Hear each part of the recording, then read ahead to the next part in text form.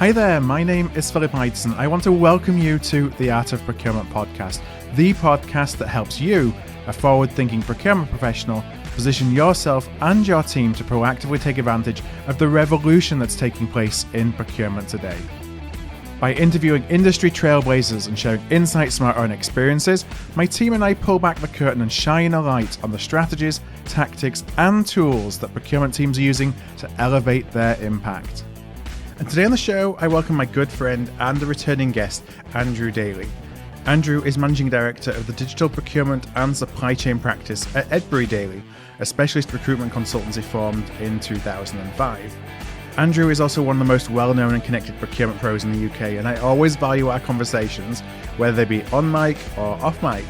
And today we decided to turn the mic on and have a chat about what Andrew has been hearing on the street during conference season about digital literacy for procurement professionals, and his outlook and advice for those on the provider side who may recently been impacted by company layoffs or are looking to get ahead of potential layoffs at their company in the future.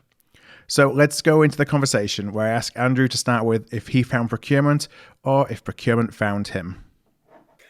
That's a good question in my case, Phil, because actually I think what was purchasing found me through my best boss I've had in my career. Actually, I was in a team recruiting construction people, and my reward for doing quite well at that was that my boss Peter Hardy said, "Andrew, we'd like to start a new practice in our business, and once you recruit purchasing and supply chain people." And I said, "What's purchasing?" And that was the start of it, really. And that was back in 1998, would you believe? So, and from there, really got some passion for the subject, been through all the sort of iterations of procurement as it's evolved. Of course, now more focused these days on the digital side of the profession, with all the work we do with some of the software companies and consultancies, etc. So, yeah, it's been quite the journey. You know, I was looking back in the history yesterday because you were a very early guest at Procurement. And I wasn't quite sure how early, and it was all the way back in December 2015. I think it's episode 8 and episode 9, and we're now around 600. And then you joined me again pre-pandemic, and I can't believe it's been, 3+ years since you were last on the show. So it's been too long. Well, I'm not sure what I said last time that was wrong, Phil, but it's very kind of you to have me back. You probably said something against Bradford City, and that was the reason. Never do such a thing. Yeah, never do such a thing. So we're recording this beginning of June 2023. It's been a bit of a roller coaster, hasn't it, the talent market over the last 12 months or so. Like, where are we today? Where would you say that the health of the recruitment market is for the kind of companies that you support, which you said is more on the digital, kind of the provider side? Well, we work across the ecosystem, but the truth of the matter is that we've seen more demand from the vendors, if you will, the software vendors and the consultancies than we've seen in-house in recent times. And that's because these days, if we're doing in-house roles, typically they've got a digital or a tech element. So, we don't do it as much in category management, for example, as we used to do, which they used to be our staple diet going back 10 years or so. And it has been a roller coaster. So, we had the pandemic in 2020 that really disrupted the entire market. People just had so much uncertainty, they weren't sure what to do about recruitment, and then we all started to adapt to this new environment, and people were joining organizations despite never having met somebody. Everything was done over this medium on the video, and that became the norm in 2021. And if you look at if you take the software and consulting markets, they were really, really busy in terms of very high demand. Throughout 21 and 22, there was a real explosion in the growth of those sort of services side of the equation. And there was a real talent shortage as a result, a lot of investment into the sector. So growth of the vendors, growth of the consultancies, a slight increase in digital roles in-house as well. So that really pushed up salaries, and that was a really sort of exciting period where it was actually quite difficult to recruit because there was so much demand, so much competition. And then last year in about October, that sort of flipped on its head, and we had the tightening of the private equity markets and some troubling economic headwinds, and then caution reigned throughout the back end of 2022. And this first half of 2023 has been the beginnings of a gradual recovery. So demand is still fairly flat, more people on the job market. we had the troubling news last week, unfortunately, of maybe up to 1,000 people losing their jobs at Cooper globally, which bring a lot of talent onto the market like that. So that's been that side of things. You would take the in-house, the actual procurement profession, if you will. I think if you look at the stories we hear from the market, the data that's out there, there's still a healthy demand for good quality procurement people at all levels. And a lot of CPOs talk about talent shortages in the procurement world. And I think that's because procurement departments are generally growing in size and influence and importance in a lot of organisations. So you just got that increase in headcount. The talent pool can't grow at the same pace. And so a lot of CPOs, I think it was 70% of CPOs I heard in a forthcoming report that's about to be published, have cited talent shortages as being a major challenge for them. So I think if you're a good procurement person and you want to look at your career options on the open market, there's never been a bad time to do that in recent years, because it's the way the profession has grown. The talent shortages always seem to be it's like omnipresent in challenges for CPOs. I don't think it's necessarily a numbers game, but it's a capability game. I wonder, why is it something that we struggle with year on year on year? Or is it just going to be one of those things that is always an issue? Well, if you ask a lot of people around the profession, you get lots of different answers. My take on it, for what it's worth, is we're still obviously battling to get the best emerging talent into the profession, along with other great careers, finance, law, etc. So you've got that whole battle for the emerging talent, and then of course you've got experienced people. Well, of course that size of that talent pool has been the same for the last few years, so it's difficult to grow that. So really, it is a numbers game when you look back to the fact that departments are growing in size, but the talent pool is still relatively similar size, and it's difficult to grow it rapidly. So that just creates that sort of supply-demand equation, unfortunately. But I think there is an opportunity. There is an opportunity in procurement to do something about that with this sort of next generation of procurement skills as it evolves with the use of tech, for example, to go and get different types of people into the profession, particularly if you change your operating model as to how you're structuring around data, for example. But yeah, I don't think there are any short-term fixes. But I think if you look at what people do in the past, it's been recruiting internally from other functions. It's been trying to get people to do career change. It's been looking at transferable skills. But it is a constant challenge for sure for procurement leaders to attract great people when there's so much competition out there. What kind of pushback do you get when you're trying to recruit talent into the function that have never been in procurement before? Like, what objections are you having to come across? I think the first one is, it goes back to my own question when I was asked, is okay, so what did it actually do? What's that job? What does it involve? Is it just cost savings? Is there more to it than that? So I think some of the professional bodies have done a reasonable job of trying to overcome that lack of lack of knowledge about what the profession can do, because of course we've now got so much influence over so many more things than just cost saving. So I think there's a big opportunity to do more on that. But yeah, that's the main one. What did it actually do? So a lot of people don't realise, procurement's actually a very well-paid job. There's certain professions out there, like if you take the average salary in the UK for a lawyer versus a procurement person, the procurement actually earn more than the average lawyer. Okay, it might not be as much as a top partner in the really top legal firms, but the average salary is higher. But because it's perhaps not got the profile of a career in law or the perceived excitement of a career in marketing, I think people don't always look at it as being a career of choice, unfortunately. No, and still, we asked that question that I asked you at the beginning: did you find procurement, or did procurement find you? And 90 to 99%. It'd be interesting to go through the many hundreds of times I've asked that question and see the exact number. But pretty much everybody found it. Nobody sought out, and that's probably still a problem for us. For sure, and it's actually very similar in recruitment. A lot of people just fall into recruitment for one reason or another. But you're right. Most people, if you look at you can imagine how many CVs I've seen over the course of my career, and it's rare for you to see, I went from university and did a master's in procurement, and then I went and got on a graduate scheme and went through the sort of classic sort of growth through an enterprise size organisation. That's rare. More often, somebody's ended up doing it from being in something else, like sales, finance, supply chain, warehousing, logistics, whatever it may be. They've ended up in it by chance, really. Now, you've been the last couple of months or so at a few different events around Europe, a few different procurement events. I know you spoke at a Jagger event maybe a month or so ago about digital skills in procurement teams. I just wonder if you could talk a little bit about what you're seeing there. Well, it's a bit of a pet subject of mine, Phil, and certainly it's something which is increasingly, I get asked about it at events, people will catch me in the breaks. And so what are we seeing? Well, as part of this speech that I gave, I looked at the data that's out there about the investment in digital skills and where we're at. And the short summary is that really most CPOs don't feel they've got the capability in their teams right now to embrace this new generation of tech-enabled procurement.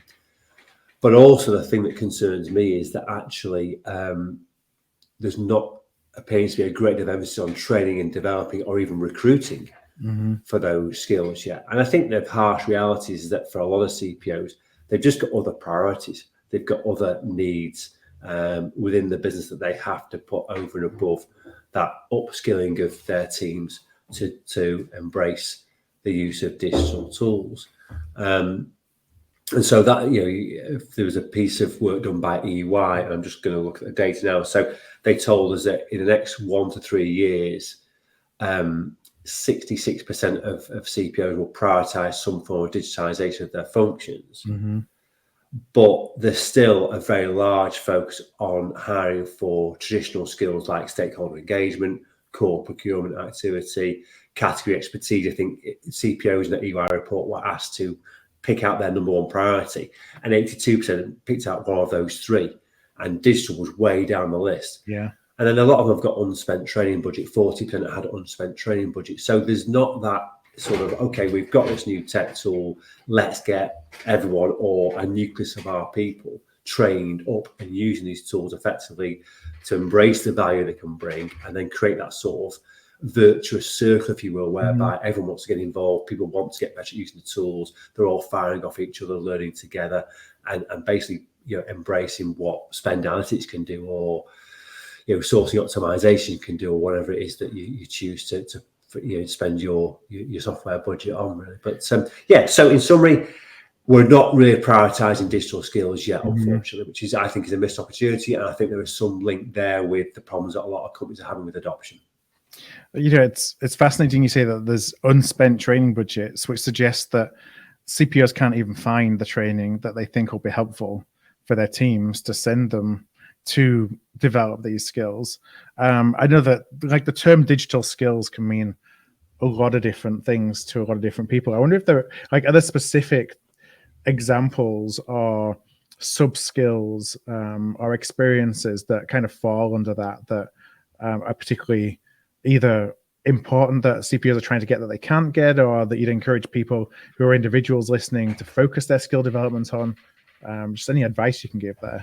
Yeah, certainly that latter point. So I think for CPOs, I think just to set the first point first, for the elite procurement functions, I think they are in a good position to be able to recruit these new age procurement skills, if you will, because they're ahead of the curve, they're using tech effectively, they've got great people, they've created that virtuous circle that I talked about. I think for people who aren't in that environment and want to either drive for their own function or an aspiration to get an external move that will give them a chance to work in an environment, yes, there certainly are some skills that they can focus on. So the first and most obvious one is something like tech literacy. So, if you take spend analytics, for example, are you capable of not only taking that data and analysing it, but actually going to the next level whereby people look at the insights you're bringing from it and the way you're using that data and taking that information to meetings with stakeholders and suppliers and your executive leadership team and just showing that actually you've gone over and above not only your desire to develop those skills, but also what you're bringing to the conversation because you've taken that data and done something with it other people aren't doing. So tech literacy, I think, definitely, the use of the systems, the use of the tools, the use of the platforms. I think there are certain things people can do there. And your point, yes, it's very difficult to get that training, but a lot of the software vendors will give it if you go about it in the right way. And of course, they're all out there selling. So there's white papers galore, there's webinars galore, there's demos. So if you really want to upskill yourself, there's a lot of stuff out there that you can actually spend your spare time looking at to really elevate yourself. So I think that's one. Then we've got the more traditional skills that have been around for a while in terms of critical thinking, risk management. These have been around for a while in procurement, but is there an added dimension now with the use of the tech that you can take your skills to the next level? And I think that's something which people can do through self-education, through maybe things like MBAs or the postgraduate qualifications, or maybe something as simple as actually finding other people with shared passions and forming a sort of networking group where you're all far off each other and sort of elevate each other together as you learn through different experiences. And then another less obvious one. So I put this into ChatGPT about what's the future of digital procurement skill set. And the one that, and I ask that question a lot at events that I go to, the CPO panel conversations that you get. And the one that came out that ChatGPT gave that no one else gave was cybersecurity awareness. Yeah. So if you think about the amount of information that in many cases now is stored in the cloud, having the sort of knowledge to understand what risks that presents to your organization. Something simple as maybe you're using generative AI tool in the business, but then you go and use your own ChatGPT personal license. You're potentially sharing sensitive data. So there's, and then of course for high profile organizations, you've got the worries of hacking and all that sort of thing. So tech literacy, more traditional skills, elevates, if you will, through the use of tech, and then stuff that we've not thought about previously, like as I say, cybersecurity awareness. These are all things that people can go and educate themselves on if they've got a passion to do that. Yeah, cybersecurity, are we seeing that as like certainly a big emerging trend or miss for procurement? That and I think it's one of those things that you said earlier about prioritization. We just prioritize other things, and the things that are a little bit less comfortable or a little less knowledgeable about, it's easier just to ignore them or sweep them under the carpet, or think about, I'll kind of learn about that later. And so many companies don't necessarily even have the capability to measure and monitor risks related to cybersecurity that there's not that incentive internally to know about it. But when you think of all different risk factors, that's such a big I think if you look in 10 years time, you look back, which is the biggest risk you needed to know about, it's going to be cybersecurity. Yeah. But there's other things like process optimization was the one. What comes first, the tech or the process? You need people who are going to be very good at that. But I think, if I've got one piece of advice for your audience about their own careers, it's having a mindset of curiosity, of wanting to have continuous learning and adaptability. You stand still these days, you go backwards. We've said about the training problems that CPOs have got other priorities to spend their money on and their time on. So if you want to elevate yourself, it's about having the appetite to get out there and make it happen yourself, because change is happening, and if you don't move with it, you'll get left behind. So for ambitious procurement people, whether you want to be a CPO, whether you want to move into a different function, whether you want to be a spend analytics leader or some other tool, you want to be a sustainability specialist, it's all out there for you. But unfortunately, at the moment, I think the main emphasis is on actually having the mindset to make it happen for yourself. You don't wait for others to do it for you, and that's something which we have to find the time to do, unfortunately. Yeah, we talk about that a lot, that you rather be driving the change rather than impacted by the change, because you will be impacted in some way or another. It's just whether you're the one that's driving that or whether it happens to you. Also when it comes to technology, we encourage folks to think about, don't be afraid to try and embrace technology to outsource your job as it is today, or, not necessarily outsourcing anymore, it's automating your job, because one or two things will happen. One is either, your job will evolve to a position where you've done such a good job in automating the tasks related to what you do that you're able to spend your time on something that's a lot more interesting, or there's thousands more companies that would highly value that skill set once you've done it once. Well, that's it. Is it a threat or an opportunity? And that's your choice. That is your choice. If you want to move with the times, it is an opportunity. I think I've got a quote in one of my presentation deck, and it said, it's from John Maxwell, and it says, "Change is inevitable, growth is optional." Yeah. And it just, I think that just sums it up really. So to me, tech is an opportunity for procurement people to enhance the value they can give to their organisations. But if you want to view it as a threat and you're going to sort of be scared of it and not embrace the change opportunity, then it is going to threaten your job. Now, do you see it is taking a career path through a provider to get that experience? Is that something that is sought after by CPOs when they're looking to bring people back in when it comes to digital literacy, or doesn't really have that much effect on your marketability as a professional? Yeah, that is a really good question. So if you look at the hiring that does go on into specialist digital roles, so transformation or adoption or creating that sort of centre of excellence, if you will, whatever your operating model may be, I do think that there is certainly some benefit of if not having worked directly for one of the providers, working very, very closely with them. So if you were hiring now, and say you're a CPO, you want someone to come in who's going to lead you the future of your of digital procurement, your organisation, you'd ideally want somebody who's probably worked in-house in a similar role, but has also had another perspective, either as a consultant or working for one of the vendors in maybe customer success or implementation and adoption, because understanding different perspectives that I think is invaluable in that sort of role. And I think that's something which a lot of people miss, actually, that they don't realise just how important it is to have more than one perspective in that sort of job, because obviously the software people have got one agenda, the consultants have got another agenda, the in-house people have got another agenda. Understanding that and knowing what you don't know is a very valuable piece of information, really. Yeah, we try and think about, like, how can you build a hypothesis of how all this builds together, like how it connects, like your own roadmap. And even if that may not necessarily match what every organization needs based on maturity, the way that you're thinking about connecting all the dots is something that allows you to come to this from a worldview, if you will, of there's all these different opportunities and how can I best take advantage of them, as opposed to knowing one thing about one provider, let's say, because that's the provider that my company has always worked with for the last 20 years. And you don't need to be in a digital role to observe and to have that curiosity, like you said earlier, to understand at least what's new and what the art of the possible is. Yeah, indeed. I was at another event at the World Procurement Congress in London the week before last. That was the Procurement Leaders one, and that was really good. And we Jagger had a round table, and they actually very interestingly got quite a group of pretty heavyweight procurement leaders around the table. And initially, everyone was a little bit reticent to share experiences. Then once one or two spoke up, it was a fascinating conversation to observe.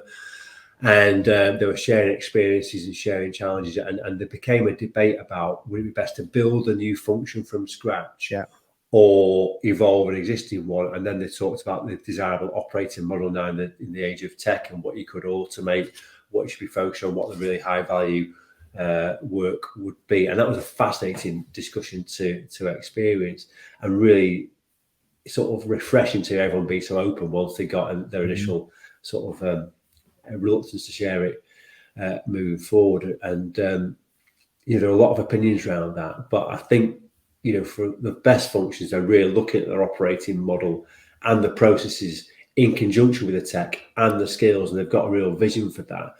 But of course, driving that sort of change is so difficult, and that's another one that ChatGPT pulled out as a key skill for the future of procurement change management. And we know that's been the case for a long time, Phil, of course we do, but I think that's only going to get more important.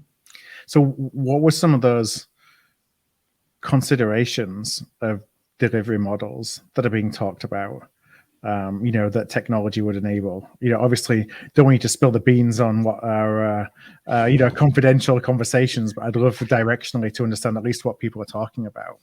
So they would talk of a sort of pyramid model whereby you've got the base, at the very broad base, you've got a very large amount of transactional work that could really be enabled by tech, and you sort of think you could put out into shared services operations, whereby actually could drive a lot of that lower value important work with relatively inexperienced people using technology very effectively. So that would really be the base, the foundation, if you will. And then the middle tier was a sort of where you'd have all your category management activity or your insights and all that, and your sort of your experienced procurement people really driving a lot of value in their activities there. Again, enabled by tech to a degree, but a lot more experienced people, a lot of engagement with the business. And then at the very top of that pyramid, you have the very, very high value stuff around risk, and the more modern sort of concepts of supplier collaboration, innovation, all that sort of thing, which would be done by a select group of people who are much more experienced, probably much better paid, quite frankly. And so that was that was one idea that was floated, which I saw a lot of interest with. That really got a lot of discussion around, could we build that from scratch, or can we evolve into that? And I think opinion was divided, but it was a really healthy debate and one which I enjoyed observing. But the point there being that, getting back to the talent shortage, if you were able to design that model, that could alleviate some of those talent shortages, because you're then hiring into different skills into different areas and different regions, globally, particularly for international organisations. And that would take some of the pressure off let's all get a category manager with expertise in these supplier markets, and we'll drive up the price. So actually, doing it differently, and that gives you an opportunity to hire different profiles into different areas of the function, and do it that way. And, I think everyone left the room thinking, wouldn't it be nice to have that mandate? Yeah. Well, I think, change typically comes from within, doesn't it? So it's, about doing it yourself in use cases and pilots and testing, and, using that as the ability to then drive it further and to build upon it. Yeah, there was actually I'm smiling now to myself. I've just remembered actually that the general consensus of those in established mature function was, wouldn't it be great to have to build this from scratch? Yeah. And then one guy sort of puts his hand and says, I'm doing that. It's not as easy as you think. So, it was a very interesting debate between some very senior people. And it's interesting when you think about change, like building it from scratch versus evolving a model that already exists, because part of the journey of change with starting something from scratch is convincing people on the need for procurement support in the first place. And I think it'd be really hard to go from 0 to 100. Like, you got to take the organization on a journey, which probably requires you to do some of the lower value stuff to build the trust, that if you built it from scratch, you may struggle to, you build it and they may never come. Yeah, that was precisely the sort of challenge that this guy was saying. Look, it's all well and good having senior level mandate to do it, but actually, it's not easy to actually build the momentum, with the business to do that. So that was precisely the challenge that he was going through right now. Now, you mentioned about the news about Cooper that we heard last week, about some of the reduction in force, and we're certainly seeing it across some organizations. It seems really targeted at the moment in North America. I think in the ones that we've seen, it may be a matter more of overhiring, too aggressive hiring, as opposed to anything more sinister. But I'm just interested, like, you talk obviously to a lot of people in the provider community, like, where's your bets in terms of the future, like short-term health of the provider community and the impact that has on jobs? Well, just take Cooper first. I think that point you make about overhiring, I think a lot of people have said that to me in the last 6 or 7 days, that, really speaking, they had overhired in certain key areas, sales, some professional services. And so this is the organisation being lean. And whilst a lot of people have been sorry to lose valued colleagues, they've said to me, look, we needed this. As an organisation, we need this. We've become a bit bloated, and we need to get back to being a bit more agile and remembering what made us successful in that golden period between 2017 and 2019, when I think they really, made a huge impact on the market. But I think if you look at the overall health of the provider market at the moment, and let's not forget, there's almost like a new startup in the sector, what feels like on a weekly basis. Every time I look at one of those market maps, getting bigger and bigger and bigger. And people are bringing some really exciting tech to the space. I think it's going to be a difficult year. A lot of companies have faced real funding challenges. I think that, in my opinion, there's some silly valuations kicking around the last couple of years. Things got overexcited, people overhired, and now there's a bit of a correction, which is why the hiring markets have been a bit flatter. So I think it's a difficult period of time.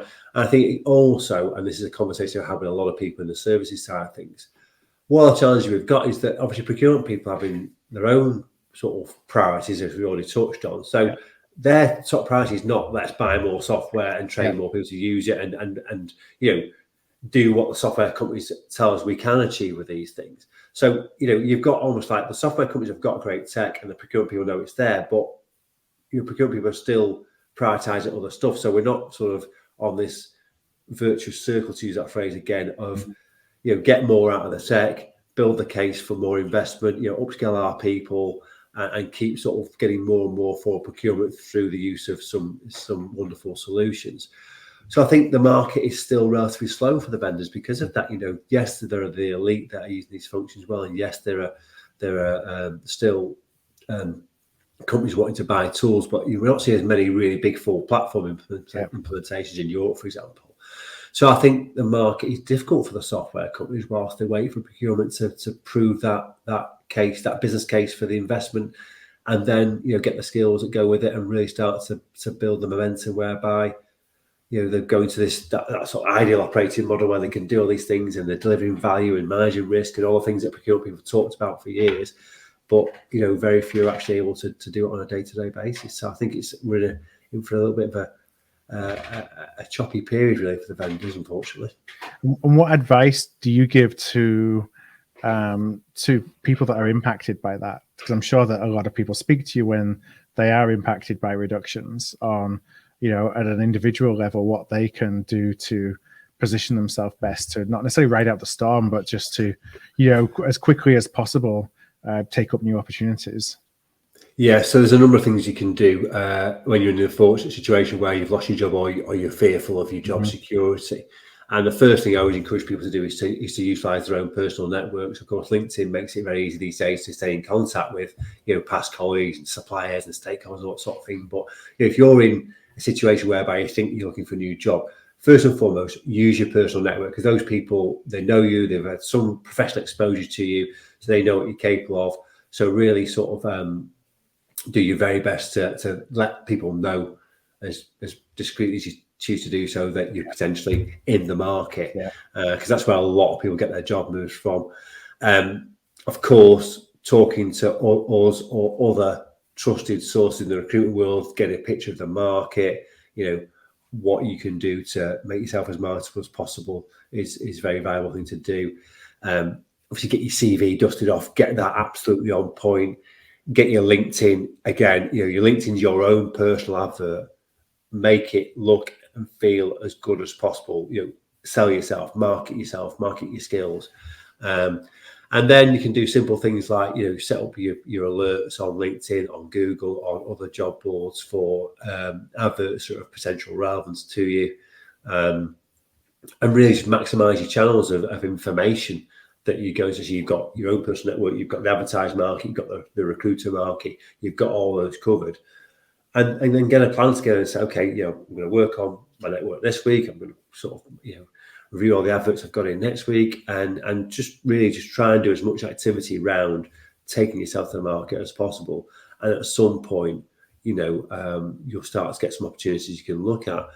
And I suppose for people who've not always worked in procurement, supply chain tech, there's also, what other markets could I go and work in and do some research in, what sectors are in growth, growth mode. And of course, you've got Google, ChatGPT will tell you all that. But ultimately, it's about getting the word out as much as you possibly can that you're in play. And for some of these Cuba people, it is going to be difficult to get back in. They're well paid. There'll be some perception, rightly or wrongly, that some of these people have been let go because they're underperformers. And so you've got to fight against that.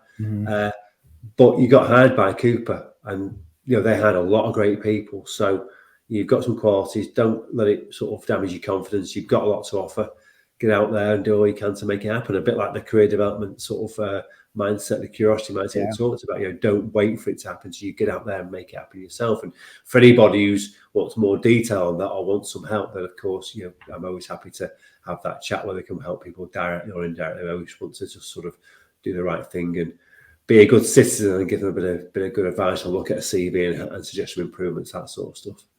Yeah, how many as the companies out there that are hiring, as they hire, how likely is it that they're hiring based on personal networks and recommendations versus somebody applied to a job on, or with external help?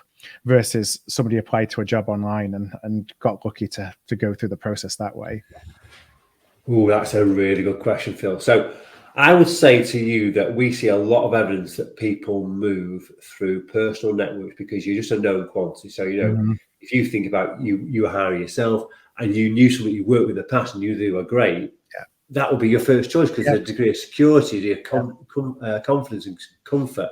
Okay, I know what he or she can offer. That's a feels like a very safe bet. So we certainly see a lot of that, and particularly in such a tight-knit world of procurement, the wider procurement tech space.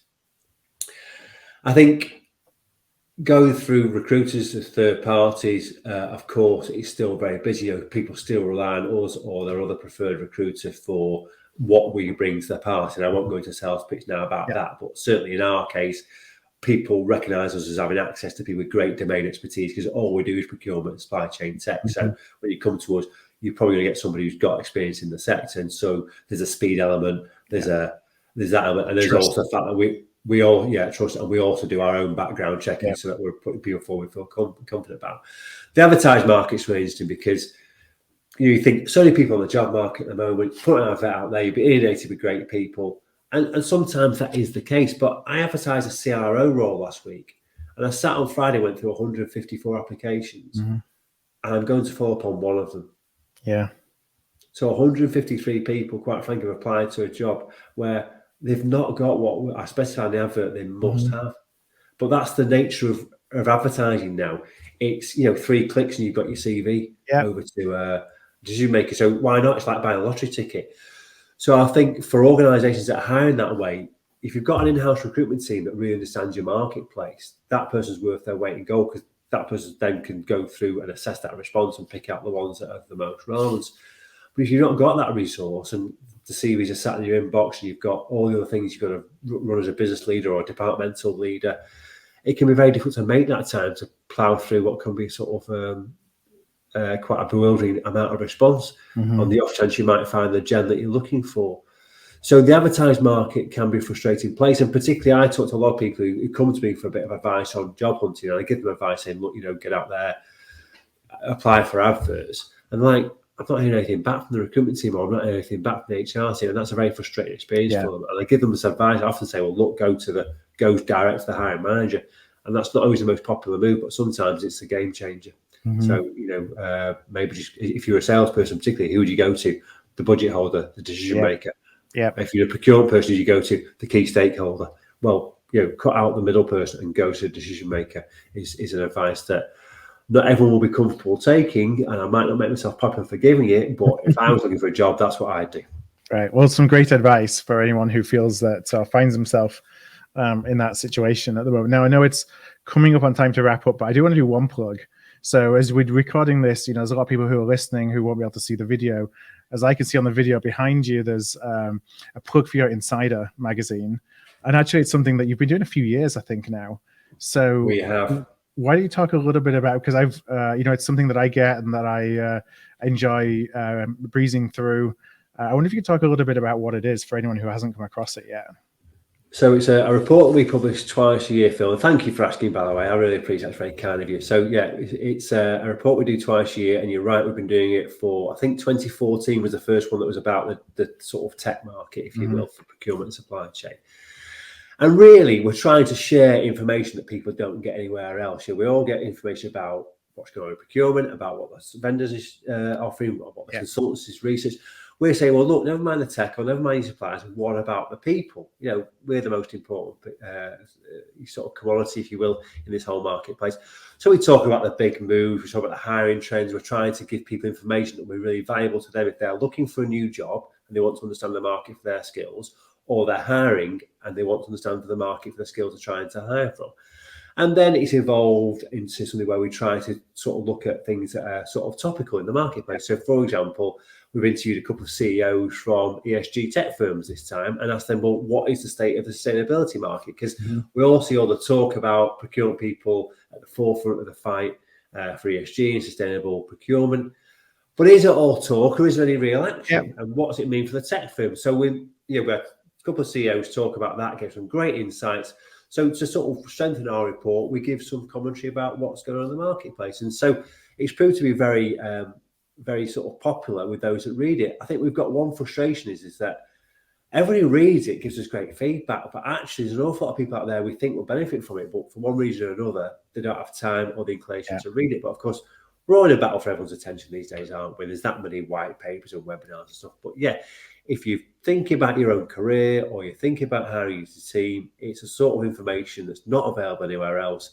And we love just sharing all this wonderful knowledge that we get from so many people that we have to be careful how we package it for reason of confidentiality, but we do it to share, that view on the market. And, we should never forget how important the people are in all this. Well, thanks for kind of doing the better explanation than I could. I would recommend anybody to read it. I've been reading it for a long time, and it's really grown and evolved as well over the last few years. I think to be a pretty substantial publication. So I'm sure there's a lot of effort on that you and the team in putting that together. It's no kind of easy task to pull together something like that. And the information in it is provided without any bias. It's just really talking about what you see. So it is, and thank you for that. And yeah, I mean, it has evolved. If I look back some of the older reports, we've come a long way. We've certainly got better, and a part of that's learning from things like what you do and what some of our clients do on their sort of marketing content. And the most recent one came out 2 weeks ago, so that's pretty much hot off the press, and you can get that on our website, which of course you can see me. So I'll leave the right way. There you go. EdburyDaily.com for anybody who's not watching this and who's listening in. Or if you've got me on LinkedIn, you'll see me posting about that, all my videos all the time, which I'm sure some people are sick of seeing those. But there's no shortage of those on the market. But I'm about to go on holiday for a week, so everyone's got a week off me on LinkedIn. There you go. Well, what I'll do, I want to thank you again for joining us, Andrew. Again, can't believe it's been about 4 years since you were last with us. But we will put the links to the Insider magazine, to your website, to your LinkedIn profile on the show notes for today's episode. The show notes for all of our episodes, everyone can find them at artofprocurement.com/podcast. That's artofprocurement.com/podcast. Andrew, it's always a pleasure. So thanks again for joining us today. Thank you, Phil. Appreciate the invite. Let's not leave it 4 years again this time. I know, right? Thanks for all your great content. My point before about curiosity, it's a wonderful source of information for people who are passionate about developing their careers. And certainly I've got a lot out of watching the various sort of podcasts you've done over the years. So thanks again. Thank you. And hopefully our football clubs are in a bit of a better position next time we speak as well. Yeah, let's definitely get together when Bradford are heading up and Manchester United hopefully have got new owners, which is what I'm hoping for this summer. All right. Well, thanks a lot, Andrew. Take care. If this episode struck a chord with you, please do send it to somebody. We grow here at Art of Procurement through word of mouth, and that would be really appreciated. You can also support us by giving us a thumbs up, a star rating, or a review wherever you listen to your podcasts. Since 2015, we've built the world's largest free resource for procurement professionals looking to elevate their impact. Our resources span podcasts like this, videos, blog posts, papers, and events. To join us on the inside and to ensure you never miss an episode, a webinar, an event, or a post, please do subscribe to our weekly newsletter, This Week in Procurement. You can do that at artofprocurement.com/subscribe. That's artofprocurement.com/subscribe. Thank you for joining us today, and I look forward to seeing you again soon.